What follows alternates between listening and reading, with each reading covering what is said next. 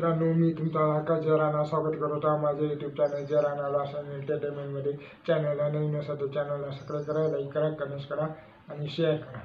तर मित्रांनो, सरकारने जशी पहिले लाडकी बहीण योजना काढलेली होती तशीच मुलांसाठी सुद्धा एक अत्यंत महत्त्वाची योजना काढलेली आहे. आणि या योजनेअंतर्गत मुलांना महिन्याला 6,000 रुपये, तर कोणाला 8,000 रुपये, तर कोणाला 10,000 रुपये भेटणार आहे. परंतु याच्यासाठी काय करावं लागेल आपल्याला, तर याच्यासाठी मुलाला 12वी पास असणं गरजेचं आहे. जर तो मुलगा 12वी पास असेल तर त्याला 6,000 रुपये महिना भेटणार आहे त्याला. आणि ज्याच्यापाशी डिप्लोमा आहे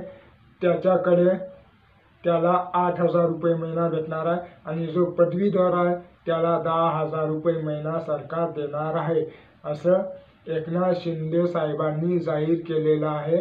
आणि याच्यासाठी कागदपत्रे कोणकोणते लागणार आहे, तर TC शाळेचा दाखला, TC अर्थात शाळेचा दाखला, जन्माचा दाखला, मार्कलिस्ट आणि उत्पन्नाचा दाखला, आणि लागणार आहे राशन कार्ड आणि आधार कार्ड, एवढे कागदपत्र लागणार आहे. तर या योजनेअंतर्गत सुरुवातीला ज्या वेळेस महिलांसाठी योजना काढलेली होती लाडकी बहीण योजना म्हणून, तर सरकारकडे अनेक मागण्या गेलेल्या होत्या की अशीच योजना की आमच्यासाठी सुद्धा काढावी सरकारने, म्हणून ही सरकारने योजना काढलेली आहे.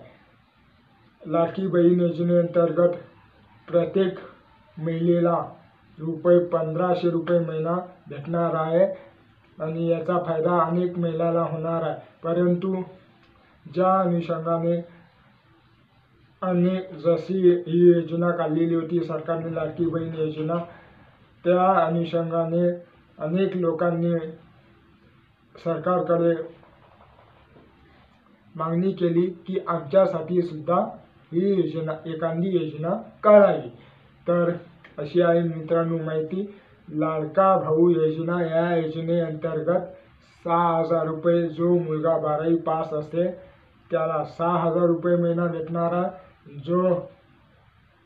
ज्याच्याकडे डिप्लोमा असेल त्याला 8,000 रुपये, आणि ज्याच्याकडे पदवीधर आहे